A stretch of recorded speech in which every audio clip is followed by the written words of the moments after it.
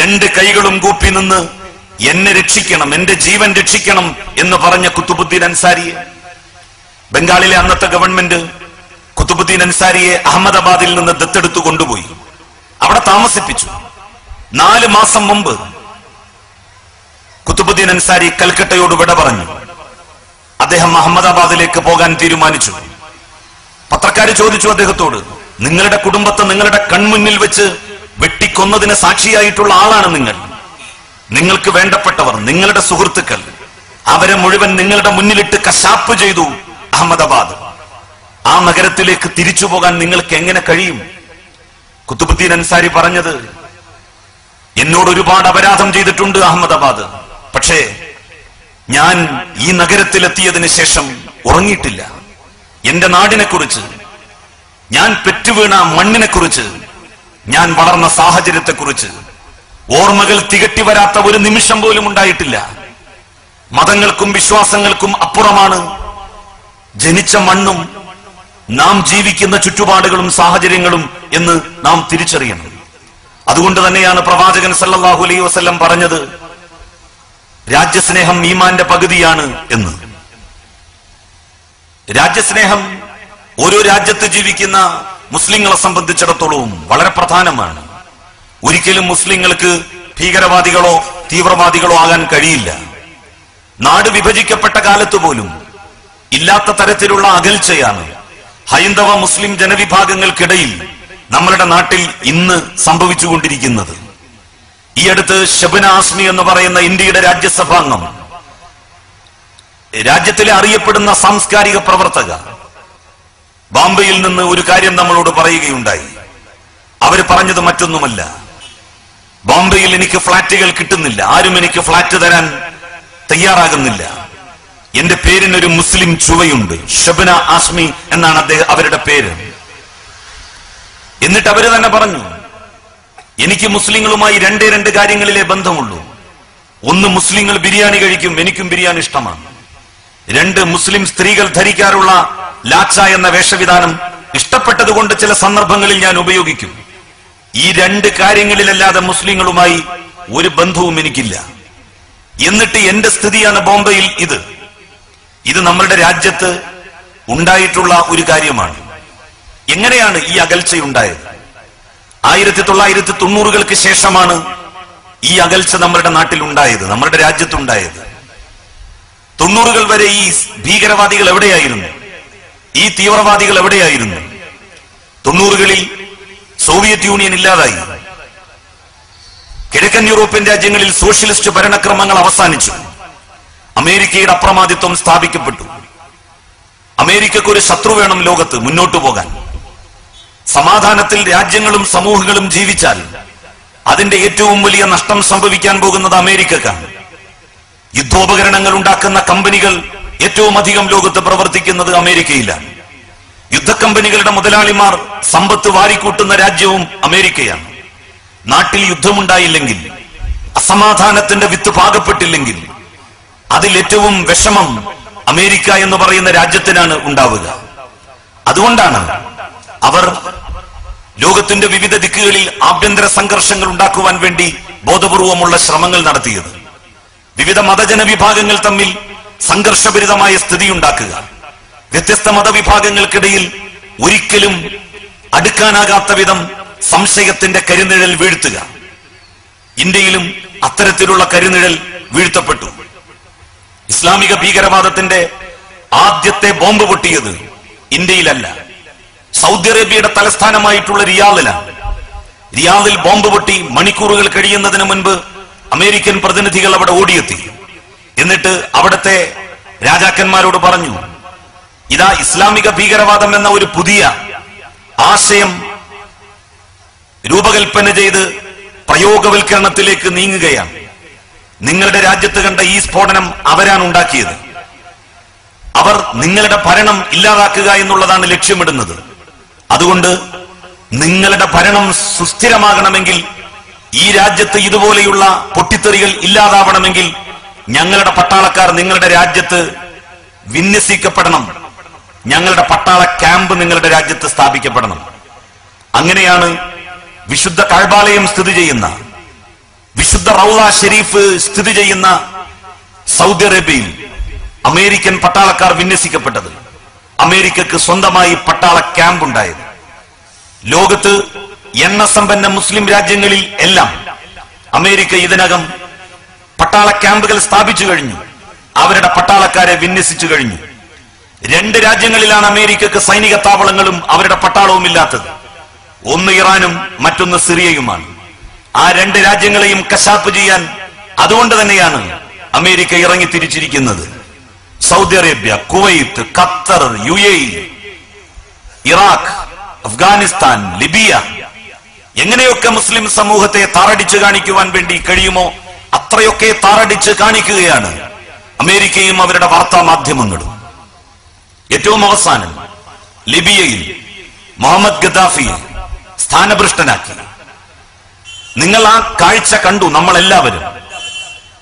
America വളരെ ആസൂത്രിതമായി രൂപകൽപ്പന ചെയ്തതായിരുന്നു ആ രംഗങ്ങളൊക്കെ. മുഹമ്മദ് ഗദ്ദാഫിക്ക് കുറ്റങ്ങൾ ഉണ്ടാവാം. പക്ഷേ ആഫ്രിക്കയിലെ ഒന്നുമല്ലാതിരുന്ന ഒരു രാജ്യത്തെ ഏറ്റവും കൂടുതൽ ലോകത്ത് പ്രതിശീർഷ വരുമാനമുള്ള നാടുകളിൽ ഒന്നാക്കി മാറ്റുന്നതിൽ ആ ഭരണാധികാരി വഹിച്ച പങ്ക് ലോകത്ത് ഒരാൾക്കും നിഷേധിക്കാൻ കഴിയില്ല. 40 വർഷം അധികാരത്തിലിരുന്നപ്പോ ഏതൊരു മനുഷ്യനും ദുഷിച്ചു പോകും. അത്തരത്തിലുള്ള ദുഷിപ്പ് ഗദ്ദാഫിക്കും സംഭവിച്ചിട്ടുണ്ട്. പക്ഷെ തെരുവിലൂടെ ഗദ്ദാഫിയെ വലിച്ചിഴച്ചു. അത് ലോകത്തുള്ള മുസ്ലിം ഭരണാധികാരികൾക്കൊരു മുന്നറിയിപ്പായിരുന്നു. ഞങ്ങളുടെ ഇംഗിതത്തിന് നിങ്ങൾ വഴങ്ങിയില്ലെങ്കിൽ നിങ്ങളും ഇതുപോലെ തെരുവിലൂടെ നിങ്ങളുടെ ആളുകളാൽ വലിച്ചിഴക്കപ്പെടും. വെറുതെ ഗദ്ദാഫി കീഴടങ്ങിയതല്ല. 26,000 തവണയാണ് ലിബിയയുടെ ആകാശത്തിന് മുകളിൽ നിന്ന് നാറ്റോ സഖ്യം ബോംബുകൾ വർഷിച്ചത്. അങ്ങനെയാണ് ഗദ്ദാഫിയെ കീഴടക്കിയത്. എന്നിട്ട് തെരുവിലൂടെ വലിച്ചഴിച്ചു കൊണ്ടുപോയി അദ്ദേഹത്തിന്റെ മലദ്വാരത്തിൽ കത്തി കയറ്റിയാണ് അതിക്രൂരമായി കൊല ചെയ്തത്. അങ്ങനെ കൊല ചെയ്യാൻ പാടുണ്ടായിരുന്നു. എന്തു തെറ്റ് ചെയ്താലും സദാം ഹുസൈനെ വിചാരണ ചെയ്ത് പരിഹാസ്യമായി വിചാരണ ചെയ്തതുപോലെയെങ്കിലും വിചാരണ ചെയ്യണമായിരുന്നു. ഉണ്ടായില്ല. കൊന്നു. എന്നിട്ട് ഇറച്ചി സൂക്ഷിക്കുന്ന ഒരു മാർക്കറ്റിന്റെ ഫ്രീസറിൽ അദ്ദേഹത്തിന്റെ മൃതശരീരം വെച്ചു. ഇസ്ലാം ഒരു മൃതശരീരത്തോട് കാണിക്കേണ്ട മര്യാദയെക്കുറിച്ച് പറയുന്നുണ്ട്. ഒരു മൃതശരീരത്തോട് സാമാന്യമായി ഒരു വിശ്വാസി കാണിക്കേണ്ട മര്യാദ, ആ മര്യാദ പോലും ലംഘിക്കപ്പെട്ടു. അത്തരത്തിലുള്ള ദൃശ്യങ്ങൾ ക്യാമറയിൽ പകർത്തി ലോകത്ത് സംപ്രേഷണം ചെയ്യുമ്പോൾ അമേരിക്ക അതിൽ ഉദ്ദേശിച്ച ഒരു ലക്ഷ്യമുണ്ട്. ഞങ്ങൾ ഈ സൈനിക നീക്കങ്ങൾ നടത്തുന്നത് ഈ കാടന്മാർക്കെതിരെയാണ്. ഒരു മൃതശരീരത്തോട് പോലും നീതി കാണിക്കാൻ കഴിയാത്ത ഈ ക്രൂരന്മാരായ മുസ്ലിങ്ങൾക്കെതിരെ, ഈ അപരിഷ്കൃതരായ മുസ്ലിങ്ങൾക്കെതിരെ, അവർക്കെതിരെയാണ് ഞങ്ങളുടെ പടയൊരുക്കം എന്ന് ലോകത്തോട് പറയാതെ പറയുകയായിരുന്നു. ഗദ്ദാഫിയെ വധിച്ചതിലൂടെയും അദ്ദേഹത്തിന്റെ മൃതശരീരത്തോട് വലിയ അപമാനം കാണിച്ചതിലൂടെയും. ഗദ്ദാഫി തന്റെ നാട്ടിൽ ഇത്ര അപരിഷ്കൃതനും ഇത്ര ഭ്രഷ്ട് കൽപ്പിക്കപ്പെട്ടവനുമായിരുന്നു എങ്കിൽ എന്തുകൊണ്ട് ഗദ്ദാഫിയുടെ മൃതദേഹം അദ്ദേഹത്തിന്റെ ബന്ധുക്കൾക്ക് സംസ്കരിക്കാൻ വേണ്ടി കൊടുത്തില്ല? അമേരിക്ക ഇന്ന് ചെയ്യുന്നത് പോലെ ഗദ്ദാഫിയെ അദ്ദേഹത്തിന്റെ ഖബറിടത്തിൽ ലിബിയക്കാർ കാർക്കിച്ചു തുപ്പി കടന്നു പോകുന്നത് ദൃശ്യത്തിലെടുത്ത് ക്യാമറയിൽ പകർത്തി ലോകത്തിന്റെ മുമ്പിൽ അവർക്ക് സംപ്രേഷണം ചെയ്യാമായിരുന്നില്ലേ? ഗദ്ദാഫിയുടെ മൃതശരീരത്തെ അമേരിക്ക ഭയപ്പെട്ടു. ചരിത്രത്തിൽ അങ്ങനെ പലരുടെ മൃതശരീരങ്ങളെയും ഭരണകൂടങ്ങൾ ഭയപ്പെട്ടിരുന്നു. 1921 മലബാർ കലാപം അടിച്ചമർത്തി വാരിയംകുന്നത്ത് കുഞ്ഞഹമ്മദാജിയെ പിടികൂടി. എന്നിട്ട് മലപ്പുറത്തെ കുന്നിൻചെരുവിൽ വെച്ച് വെടിവെച്ചു കൊന്നു ബ്രിട്ടീഷുകാർ. ആ മൃതദേഹം ബന്ധുക്കൾക്ക് വിട്ടുകൊടുത്തില്ല സംസ്കരിക്കാൻ. എവിടെയാണ് അത് കൊണ്ടുപോയി കരിച്ച് കുഴിച്ചു മൂടിയത് എന്ന് ആർക്കും അറിയില്ല. വാരിയംകുന്നത്ത് കുഞ്ഞഹമ്മദാജിയുടെ മൃതശരീരം മലബാറിൽ അദ്ദേഹത്തിന്റെ ബന്ധുക്കൾക്ക് വിട്ടുകൊടുത്തിരുന്നു എങ്കിൽ പിൽക്കാലത്ത് ബ്രിട്ടീഷുകാർക്കെതിരായി നടക്കുന്ന സർവ സന്നാഹങ്ങളുടെയും സർവ സമരങ്ങളുടെയും പ്രഭവ കേന്ദ്രമായി അത് മാറുമായിരുന്നു എന്ന് അവർ ഭയപ്പെട്ടു. ഗദ്ദാഫിയുടെയും കാര്യത്തിൽ അതാണ് സംഭവിച്ചത്. ദുഷ്പ്രചരണങ്ങളാണ്, കള്ളപ്രചരണങ്ങളാണ്. സദ്ദാമിനെ പിടികൂടി, ഒരു പെരുന്നാൾ ദിവസം തൂക്കിലേറ്റി.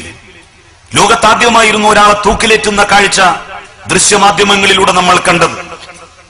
അതും ഞങ്ങൾ അനുസരിച്ചില്ലെങ്കിൽ പെരുന്നാളിന് നിങ്ങളെ തൂക്കിലേറ്റും, ചോദിക്കാൻ ആരുമുണ്ടാകില്ല എന്ന് മുസ്ലിം രാജാക്കന്മാരോടും ചക്രവർത്തിമാരോടും ഭരണാധികാരികളോടും അമേരിക്ക പറയുകയായിരുന്നു. തങ്ങളെ അനുസരിക്കാത്തവരെ അനുസരിപ്പിക്കുക എന്നുള്ള തന്ത്രമാണ് അവർ ലോകത്ത് നടത്തിക്കൊണ്ടിരിക്കുന്നത്.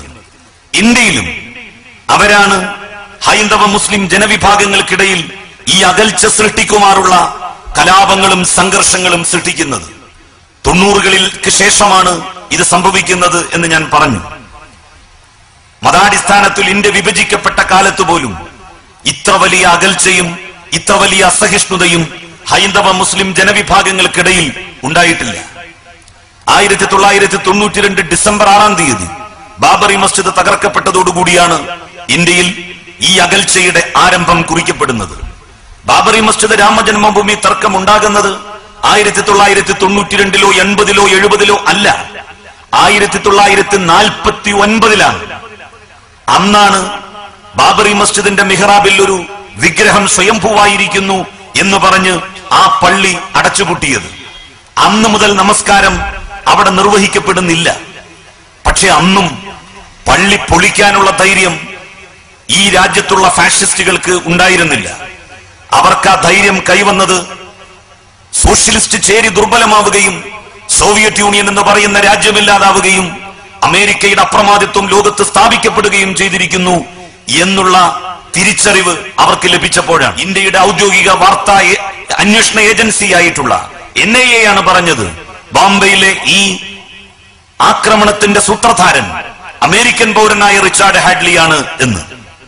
ആ റിച്ചാർഡ് ഹാഡ്ലിയെ നമുക്ക് ഇന്ന് വരെ വിട്ടുകിട്ടിയിട്ടില്ല.